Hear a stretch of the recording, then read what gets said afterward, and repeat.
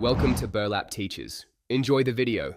In this video, I will explain how to open your Kia Sportage hood. First, locate the hood release lever inside the cabin, typically found on the driver's side, near the kick panel or under the dashboard.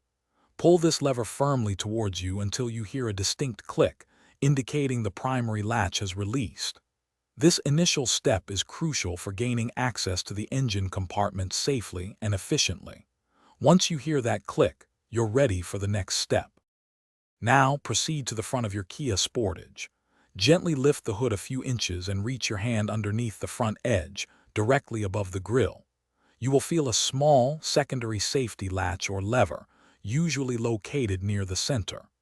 This mechanism prevents the hood from flying open unexpectedly. Either push it to one side or pull it upwards, depending on your specific model, to fully disengage the secondary lock.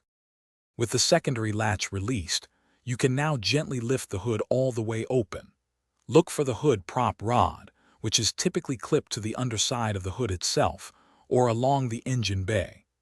Unclip this metal rod and firmly insert its end into the designated hole on the underside of the hood or in the engine compartment.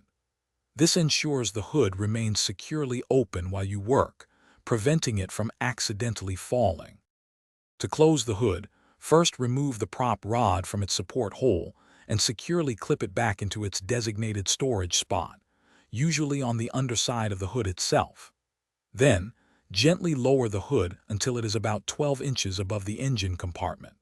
Finally, apply a firm, even push down on the center of the hood to ensure it latches completely and securely.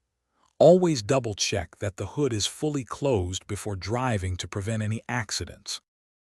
Thanks for watching. Consider subscribing if this video helped you.